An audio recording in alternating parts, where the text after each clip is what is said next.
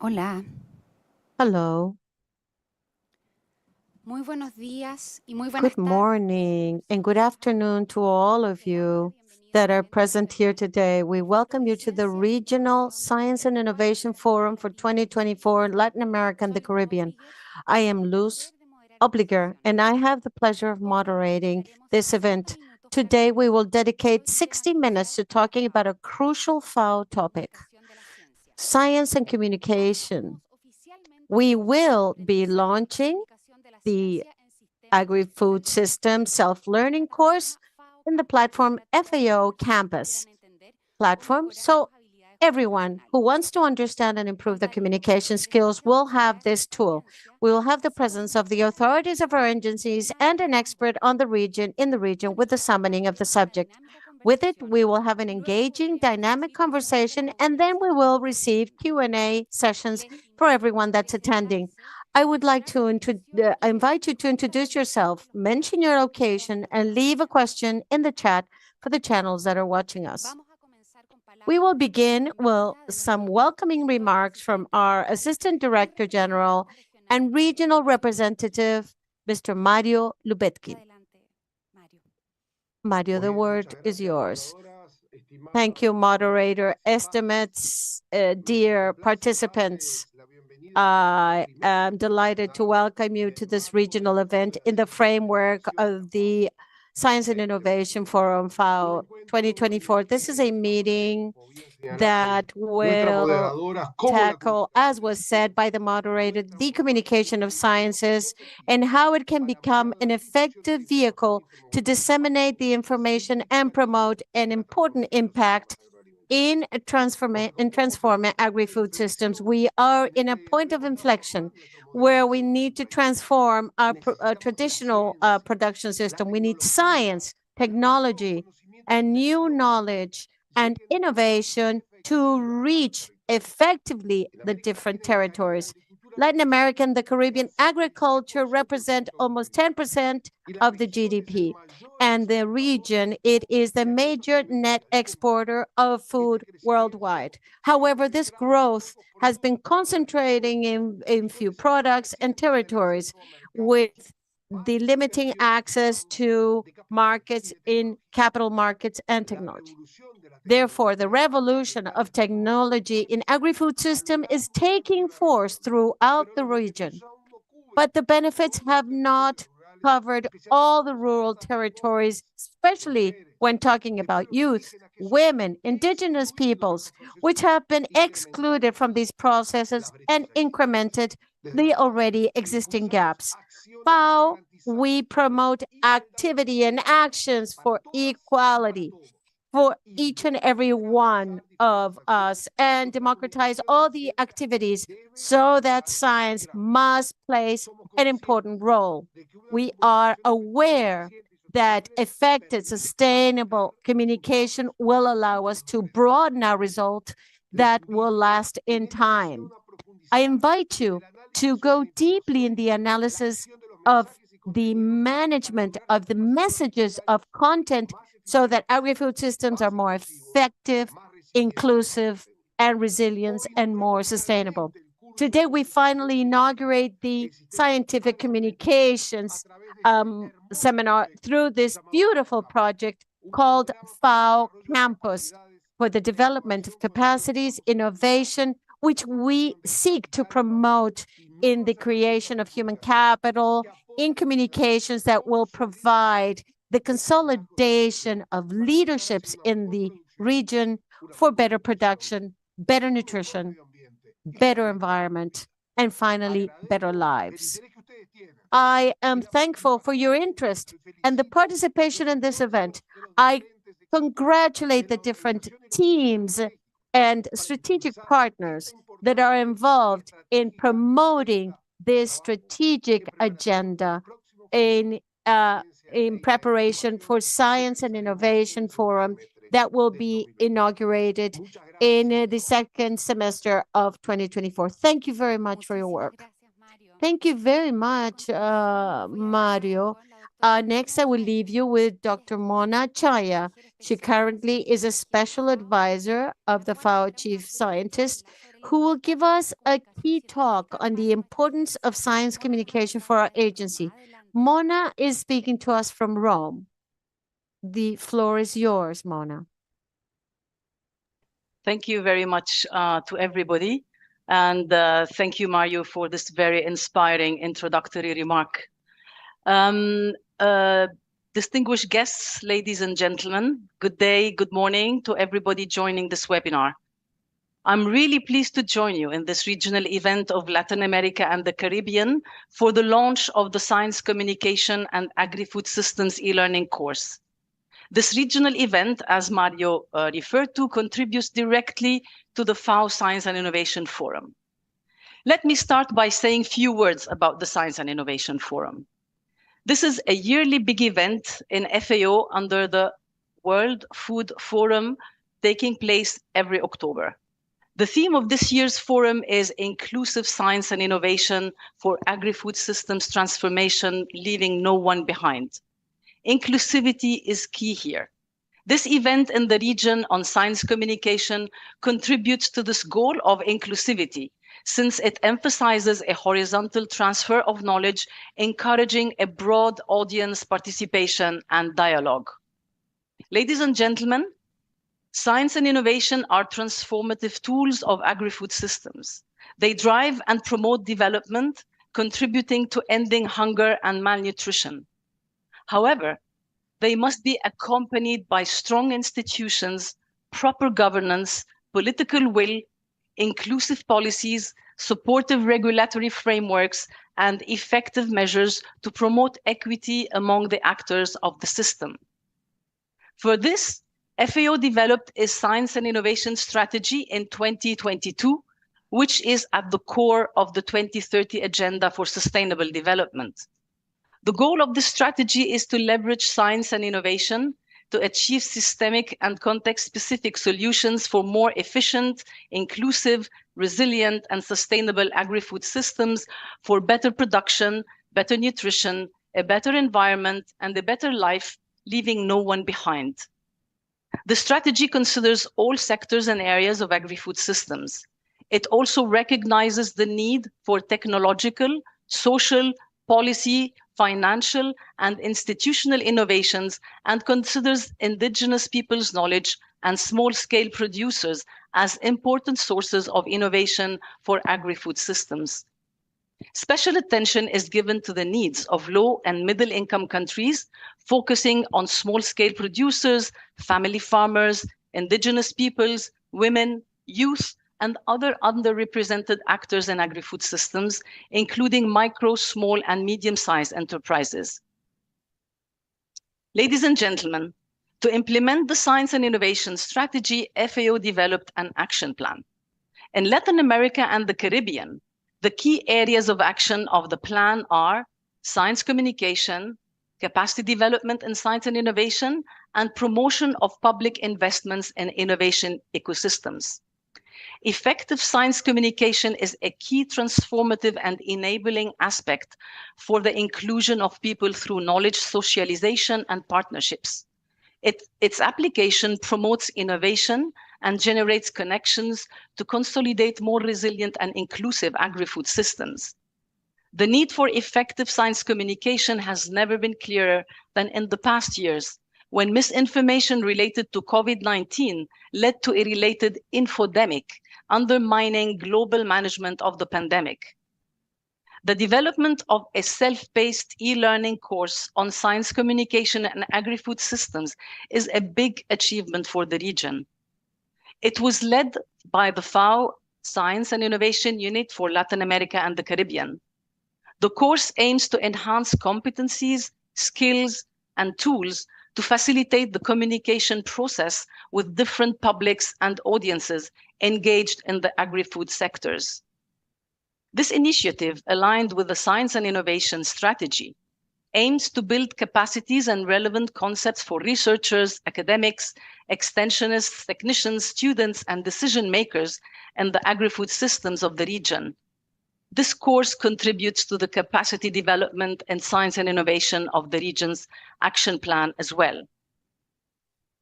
Actually, this region is quite advanced in science and innovation communication and has several initiatives in that field. For example, the webinar series on innovation for food transformation, Agrovisiones. It is a virtual program that brings together thought leaders and visionaries in the agri-food sector. They share their experiences and ideas about future of agriculture. Through these outstanding voices, Agrovisiones explores bold and ambitious ideas, generating debates and critical reflection on how to build more sustainable agri-food systems. This webinar series, with only 3 virtual interviews conducted to date, has already more than 2,000 views. The 2 initiatives, Agrovisiones and the e-learning course, favor bringing science closer to various audiences in the region, promoting inclusion in innovation and development. Both are examples of critical thinking and democratization of knowledge in Latin America and the Caribbean. And I would really like to congratulate the team on these initiatives. There are other examples on how FAO supports countries with global science communication materials that are then used to prepare national responses. The FAO Information Toolkit on biotechnologies with a focus on food safety has been prepared, serving as a basis to assist countries in addressing the general public's concerns about food biotechnology and food safety, and to support them in raising awareness of the science behind these fields. Ladies and gentlemen, allow me to conclude by wishing you a very productive discussion and by congratulating once again the FAO team in Latin America and the Caribbean region for these achievements in science and communication, science and innovation through science communication. Thank you very much. Muchísimas gracias, Mona, por tu clara. Thank you so much, Mona, for your inspiring talk. Ahora vamos a pasar a nuestra Now conversación we will go to our con conversation nuestra live invitada experta. with our Se trata expert de Nelida guest. Paul, que está It is Nelida Paul, which Ella es she is licenciada next en to me. ciencias convencionales She y holds a ecología Bachelor of Science and degree in biology, a master's degree in ecology and evolutionary biology, a PhD in biology, University of California, Irvine, and master's degree in science communication, Imperial College London. She is the director of communications at the Institute of Ecology and Biology, professor, independent consultant, and former president of the Chilean Association of Journalists and Professionals for Science and Communication. As a profession in science communication, she conducts seminars, workshops, and undergraduate and postgraduate courses for co-founder of the postgraduate diploma in science communication at the University of Chile. Her main professional motivation is to raise awareness about the importance of biodiversity, to train new science communicators, to expand the reach of science to new audiences, and to foster multiple interactions between science and art. In addition, she helped us to develop the content of these courses in self-learning that we're launching today. Very welcome, Nelida. How are you today? I'm wonderful, Valeria. Thank you. I'm delighted to be here. And thank you for the authorities and officers that participated in launching this event. Before I begin, I want to encourage all participants to submit your questions in the Q&A chat. At the end of the conversation, we'll address the most interesting questions. We'll talk now with Nelida. To begin, Nelida, why is it important to communicate science? Well, there are various motives for science to leave the academic world, the labs, leave the universities, and reach different areas. It is a public role which science promotes, which is financed with public funds mostly. But most important of all, it's important to state that people on a daily basis, we make many decisions, very simple decisions. How do I feed myself with this or that? What transportation do I use? What do I do with my trash or my waste? These are decisions we make on a daily basis, and science is everywhere. The organizations for science are always talking about it. We have gone through scientific professions. We know where we have seen. It is our expectation, livelihoods is double of what it was at the beginning of civilization. It is everywhere. but this is not perceived by citizens at large. And it's not done because of the educational system, mostly in places like Latin America, but it's not perceived because from science, the scientific world, there isn't a effort large enough to show that science is everywhere. And that is the role of one of the roles of communicating science. Thank you for your complete response. So a good science communicator, what would you say? Is it born or made? I think this is a valid question for almost any profession or work. But I think you make it. You can have certain talents. We know some examples of people in science that are extraordinary communicators at the radio and television level. There are other people that have the capacity to write to very broad audiences. But these are very unique. They have brought it from their infancy and they've been able to develop it into science, but we need to train. I'm not saying this because we're launching this course. It is because everyone can improve. The scientific professions have not been to now to communicate beyond the academic or scholarly environment. So this is why it's important for anyone that's interested in this interface with other social areas should acquire tools to better communicate with the media, for example, with rural communities, also a more specific area, more scientific people, for example, that like social networks. And of course, this can be achieved through different social networks and other tools. You can make the scientific person, but there is a characteristic comes with you, surely. So what would be the elements to say this is a good science communicator? I think there is an element that is fundamental and key here, and I'm going to be very absolute here. It is empathy. Empathy, it can be a science communicator of any other subject. You will not go see a professional in psychology that will treat you in, why are you undergoing this kind of problem? This person is no longer a valid communicator. It's important to stand in the other people's shoes. Why is this happening? Did you seek that person or did this person approach you with a need? It is clearer than ever after the pandemic, which Mona was mentioning previously. Many people rejected the idea of becoming vaccinated or receiving a vaccine or doing it with children or avoiding, and people would react and say, why are you so irresponsible? But it was necessary to empathize. People would say, I know that you want the same as me, the well-being of your family and children. And after you recognize each other as human beings and not having assuming that other people have ill intentions, you begin an open communication. And this empathy is fundamental, is essential, and you can also train it. Very beautiful answer. Thank you very much. Empathy, without a doubt, is a fundamental for communication. So when we talk about the fora this year, we're talking about inclusiveness. So how does communication help in inclusivity when we talk about science communication? As I said before, empathy is very important, but what is even more important is to be comfortable with the discipline, to be comfortable with the difference. Communication of science communication is an interdisciplinary field. It cannot be done only from science. You cannot expect that everything has all the tools are in sciences. We need different people, professionals in communications, people experts in audiovisual, in design, and so on. This feeling at ease with discussing with someone that is different to you is fundamental. And this connects very well with inclusiveness, because we live in a specialization world, right?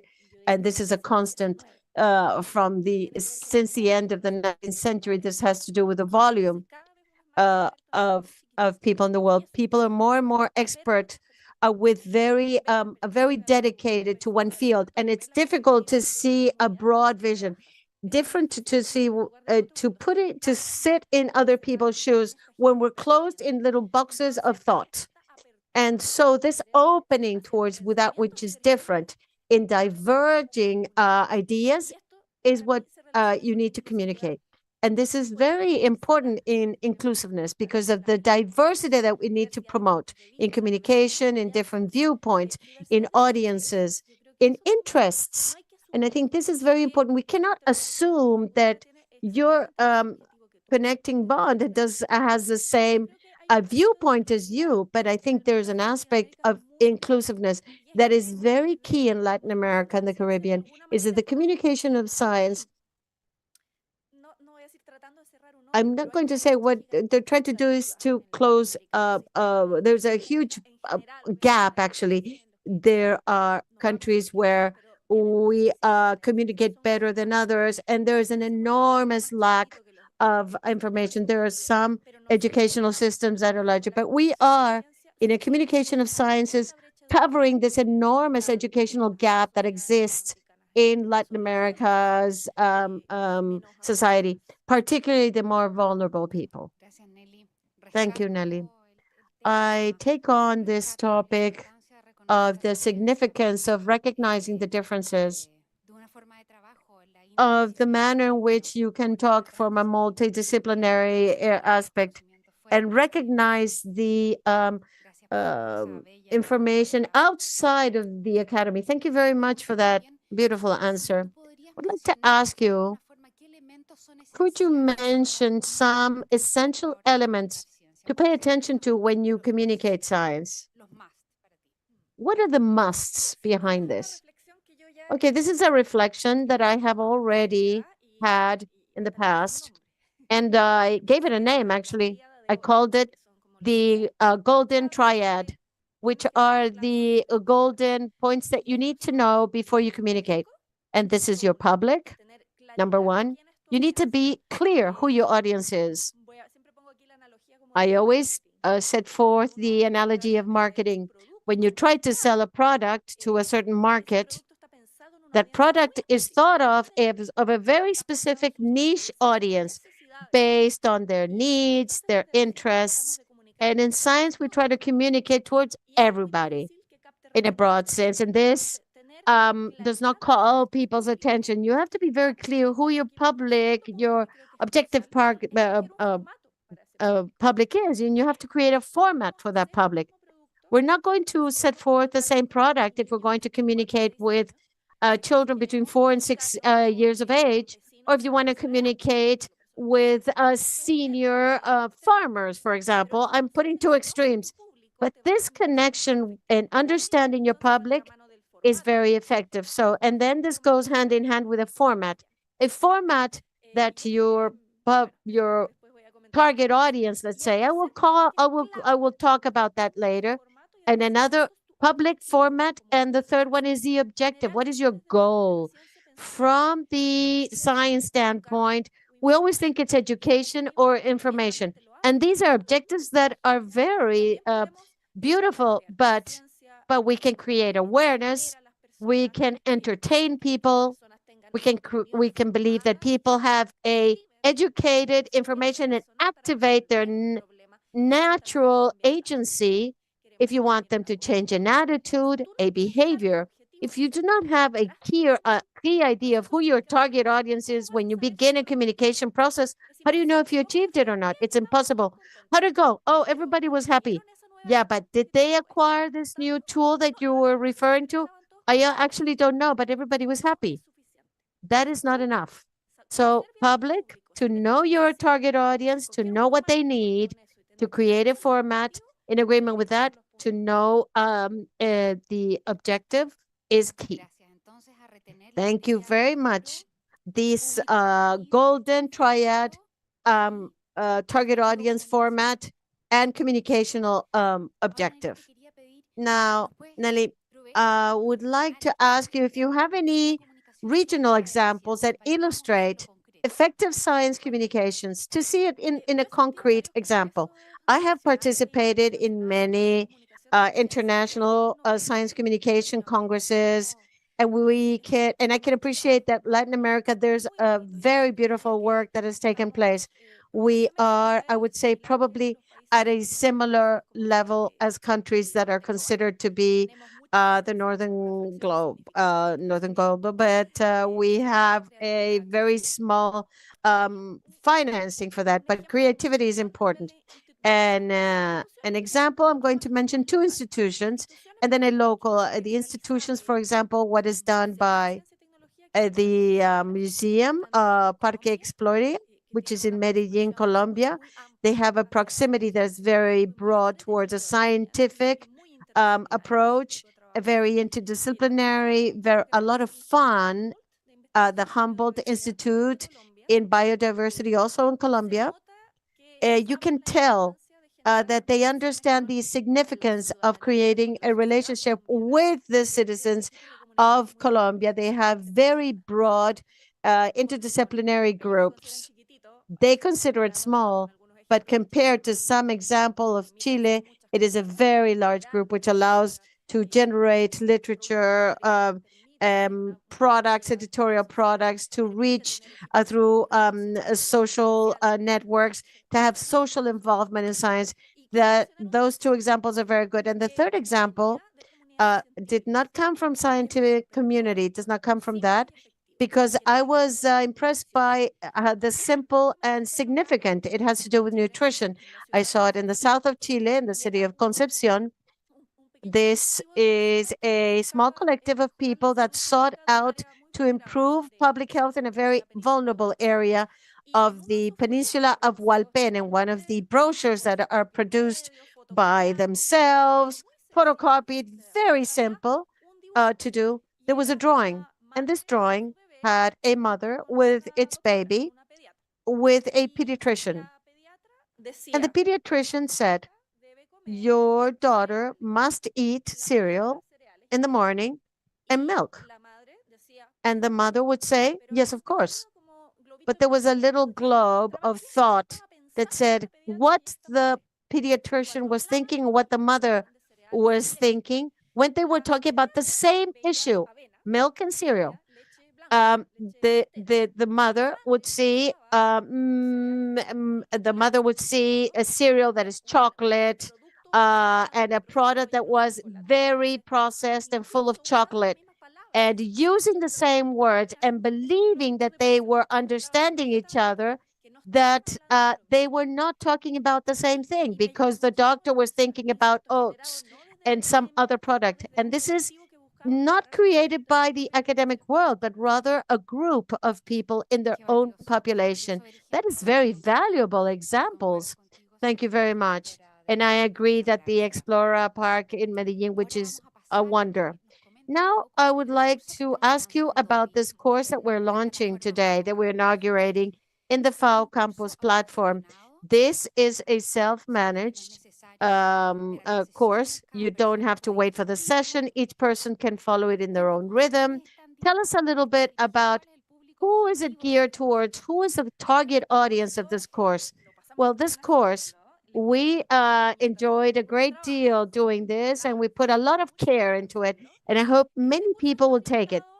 This course is geared towards researchers, students of professions or careers that have to do with the agri-food systems, and also directed to extension people that are connected to the public and communities. That is the target audience. And what are the tools, the main tools that are delivered by this?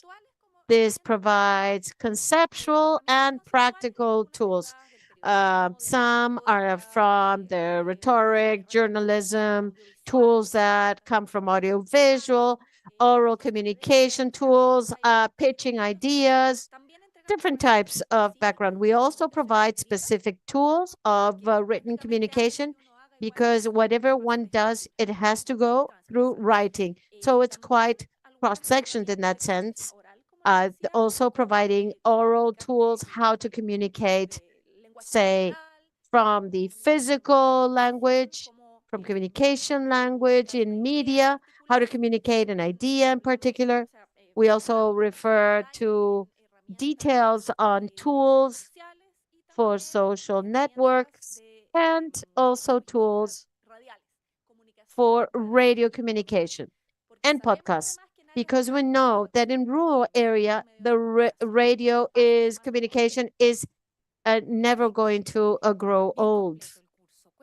Very good, a very complete course. How many hours are you, these are 16 pedagogical hours to consider. It's 16. Very good that the course is free. As Luz Valeria was saying, this is part of FAO Campus that has over 80 courses. You can navigate and see other courses that are available, and they're all free. Thank you, Nelly. So I would like to encourage everyone to transmit through the chat with this conversation that we're having with Nelly. It's completely free. It's already available. Enjoy. This is a fun course.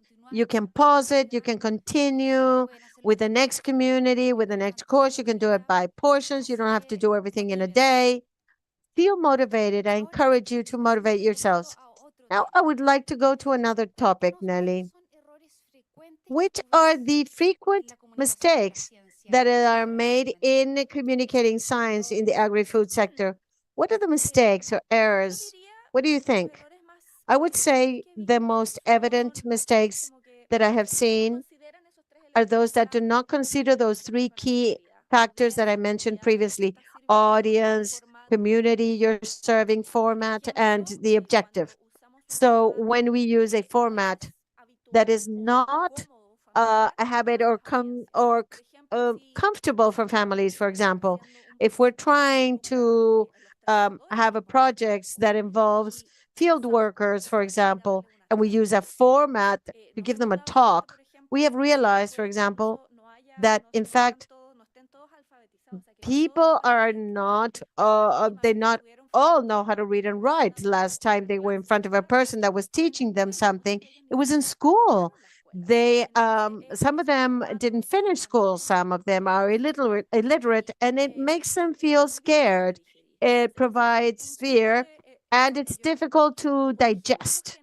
So to generate tools that are digital applications, for example, for people that work in the field, they might be professionals or workers, hand workers, but they're in areas where there are no effective or efficient ability to connect, or they don't know this knowledge, or they only use it to connect to their family, or areas without a signal.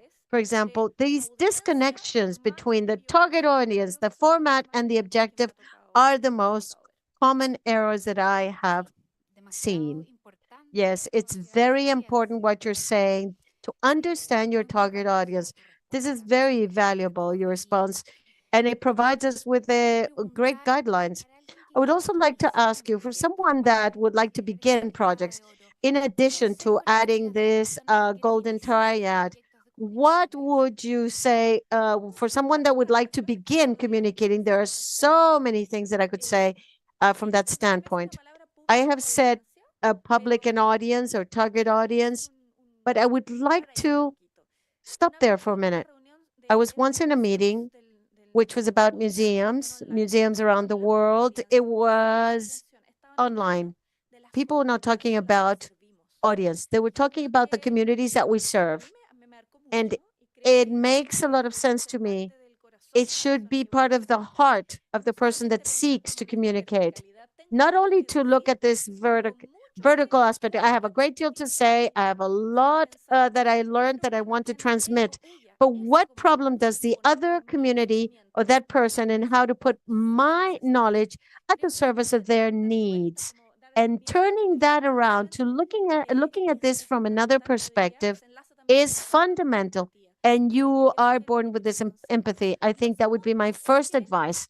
Secondly, and this is a very practical one, many times, many times, people have approached me, students particular, how do I launch this? How do I begin? You have to look for alliances, key alliances, sometimes governmental agencies that take science towards communities. In Chile, for example, we have the Explora program that has been around for 30 years, bringing science to different players that can be a lab to improve your own actions or activity as a communicator, which is made more than born with. It's important to be in social networks and to have different people and different institutions that communicate science in order to understand examples and opportunities, because there are more and more courses like these, there are more events, conferences, and we seek participation. Who can go to a school to give a talk about this or that? And this tells us to be active in social networks, whether we like it or not. We have different universities, faculties, and agencies of government that we can follow. But again, the fundamental aspect is empathy, create networks, and understand and open your heart to the communities that we seek to serve. Perfect, Nelly. Alliances, follow influencers that are communicational influencers, and to begin closing this concept with empathy. Empathy is fundamental, certainly. With this, we will conclude a little. I would like to motivate everyone who's participating. We have received a great many questions. So Nelly, please be aware of this. The first question that we're asked, how can we make scientific communication attractive in media? Well, it really depends on the media agenda. In psychology and biodiversity, we have a very fluid link to national traditional media in Chile. These relations are always built in both ways. From our standpoint, we offer a great deal of information. Look, there's a new scientific article. Would you like to have the exclusive aspects? Let's look for an angle that is of mutual interest. And we're also open to receive requirements from the press. For example, citizens would like to talk about this. Do you have an expert that could provide us information about this? Yes, I can seek it, but maybe this other institution can provide it. What's important from this standpoint is that these courses also provide these tools from the area of journalism, because not any fact is news. To become news, you have to understand what are the values behind that news. For example, does it provide us good or bad news? If there is a relevance, is it of great magnitude? Is it something that includes novelty? Is it novel? Does it have to do with media? Is it something that is being discussed? So my discussion should continue on that. If you're communicating with media to showcase on radio and on TV, you have to say why it is newsworthy. It's not a matter of just writing the piece, but is knowing how to communicate with that journalist that will sell your idea. Okay, very clear. Nelly, the next question is from our public. Do we need specialists in science communication, or should each scientist be a communicator? That is a very good question. From my standpoint, my personal standpoint, everyone in science should be involved somehow with communicating. It does not mean that you will dedicate 25% of your time. It doesn't mean that you will be on TV all the time. That is not what I mean. It simply means, in my personal opinion, is that you cannot say that just writing a scientific paper, your communication, I sent them a paper and that's the end of it. That cannot be it. Firstly, because that paper is going to be interpreted by yourself and another 10 people in the world, because science is more and more specific. Therefore, you need to be a part of that conversation with a journalist. If you send them the paper and then it's in the newspaper and it has mistakes because you didn't talk to the journalist. It's your responsibility. So everyone has to be involved. But there is no doubt that we need more people. There's the interdiscipline aspect, a project written by scientists only to write a book about children is going to be bad because it's not the expertise of those people in science. You need to know how to communicate to children. Maybe another communicator that is a person that knows how to write books for children. Therefore, from that standpoint, you need to do that. The course that we're launching is not going to allow you to try become a journalist or a community manager or a designer from one day to the next. It's going to give you the minimum vocabulary to communicate with those people that you need in order to communicate sciences. Thank you, Nelly.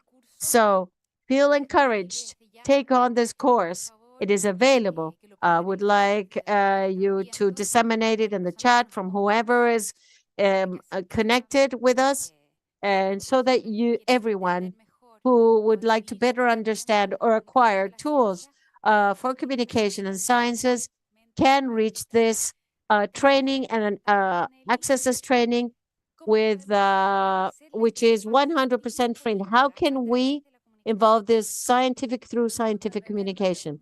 Oh, this is a great question. Another question. That is a great question. Now, at least here in Chile, we talk about favorite audience, the decision makers.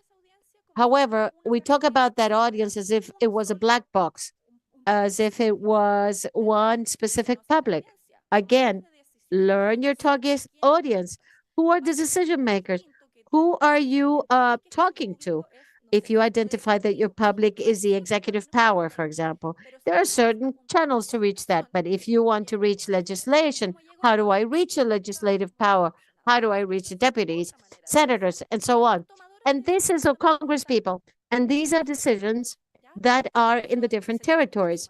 You make a great deal of decisions at the territorial level, at the municipalities, at cities, and communicate in different communities. And these are also decision makers. So if I want to communicate with a park ranger, it's quite different than if I am communicating with a parliamentarian advisor to a senator, for example. The connection with politics, there is a great deal of steps that have to take. Scientists must be in social conversations. They have to appear in communication. They have to write policies. They have to know what discussions are being discussed in the parliament. We need to act where we have certain control, which is over ourselves. We need to have advisors that understand about politics. We are not experts in politics unless we're political scientists, for example. To have in our organizations lawyers, political scientists, and so on. If we want to reach, if I publish the paper, how do I make the paper reach a politician? He's not going to understand it. He has advisors, but it is disconnected from the discussions and the social political discussion and economic, of course. So for me, I would love to see a Latin America where our specialized people, our PhDs, knew not only the path of the academic world, but through their seeking of studying to demonstrate that they can be experts in ecology, that they can be experts in agronomy, and so on, and then insert themselves not in the academic world, but rather in international organizations. An example, you, Luz Valeria, or to insert yourselves in communication, like myself. We are not failed scientists. We have PhDs, but we have inserted ourselves in different environments. A colleague and friend, she's an ecologist. She was a representative of the government of a ministry for 2.5 years. They're called Ceremis in Chile. Her scientific colleagues said, "We lost you." And she said, "No, you didn't lose her. You gained her in politics." And the postgraduate degrees must start understanding that viewpoint. That's a very good answer, Nelly. I completely agree with you. There are many places in society that we can occupy, and they're all important. We can contribute everywhere. Now, we're being asked many courses about the course in particular. Many have already been responded. So how long does the course last? It has 16 pedagogical hours, as Nelly said. We're also asked if the course have a certification. It does have a certificate that is launched or provided by FAO Campus. What does the course have? Is it adapted to agri-food systems? Does it help in other areas that are not agri-food systems? Yes, the course is adapted to agro food systems through certain examples that we provide, literature that we provide. Notwithstanding that, the first three modules is an introduction that can be useful to people that work in other areas, without a doubt. Perfect. Now, we also answered what we learned. We will provide tools. We explore platforms. We'll learn about theory. And what do you require to approve the course? The course has questions. It's not a test, as you would call them a test, but rather you can respond a kind of a quiz and you will have a response, a correct response, or a true or false, and then it will evaluate you as you acquired the content. Now, there is a great deal of exercises, particularly in the third module, which is very practical. It gives you the instructions so that you can create the script of a radio program, or like you and your camera and a friend that you can connect to a journalist that's interviewing you. There's a great deal of practical content. Excellent. We are receiving the last questions. If the lessons learned are attained from communities, should we communicate what we gave a voice to the acquired knowledge? I love that question. And again, we go to multidisciplinary profiles. We talk a great deal about the dialogue module, which is one of the things that you learn in this course. There are two large views, more theoretical aspects of the communication of science, the more vertical, the experts, how do they communicate to an ignorant or knowledge or people that are lacking knowledge? This is a view that is in the past. A more contemporary viewpoint is what's called a deficit model. The society has a deficit of knowledge, and this is what we provide vertically from the expert standpoint. And what we're looking at is a model of dialogue that assumes that everyone has knowledge, an expert knowledge, whether academic or other, or generations of workers, of farmers. This is an empirical knowledge that is extremely valuable. And there are other knowledges, central knowledge, artistic knowledge, and so on. This dialogue model that is a priority today, we have to put all this knowledge in a conversation and we have to make a decision jointly. I would say that we're starting to take a path in that direction. It's very difficult, particularly by the bodies that finance us, whether they're governmental or not. They ask for numbers. So you have a project, for example, sorry, I vomited information for 10,000 people because I reached all these people. Another person says, I worked with this rural community with 20 people with follow-up for 5 years. And they say, oh, but that's only 20 people. What kind of impact does that have? It might have more impact than something that was massive and unidirectional. So I have seen articles that are being produced jointly with communities based on their questions. A citizen in science is very important too. To conclude this question that actually opens a conversation, yes, if we respect these communities and we want to serve them with our knowledge, we have to be completely open to listen and to communicate what they have to say. Very complete, Nelly. Thank you. Now, we just received another very interesting question that I think many people think about and reflect on it. Which are the risks of being spokespeople? These questions are amazing. This is so much fun. I wish this would last for 2 hours. Now, there's a risk of being a spokesperson for an institution, surely. Sometimes you don't only share the institution's voice, and you have to be very clear. Well, from my institution, this is the opinion. Now, when it comes to the press, it depends on the trust link that you have. It depends on the format, if it's a chronicle, if it's a shorter article, if it's longer and more profound, you can say, this is my personal opinion. You can say that. But sometimes these are confused.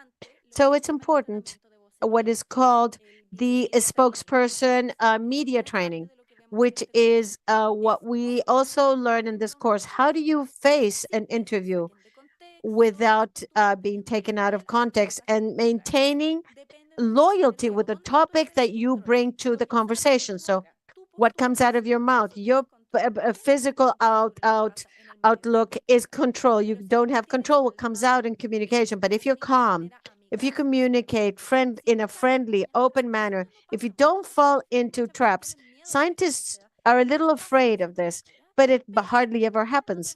But if you're trained, it's not going to happen. Be loyal to your message. Don't answer if you don't know. Or you can say, we can find out. I don't know. Don't allow them to take you out of the area of evidence that you control. And that is something you can learn in this course. Spectacular. Well, unfortunately, the time has passed. I would like to thank our regional representative, Mario Luquin, Madame Chaya, and our expert, Dr. Paul, for this very honest, straightforward, and very interesting conversation we've had today. I would like to invite everyone to enroll in the course on scientific communication and agri-food systems. It is completely free. You can do it in one morning or a whole day, and you will surely learn both from the theory and from regional examples. We will leave you the link in our chat, and we wish you a wonderful day. Thank you very much.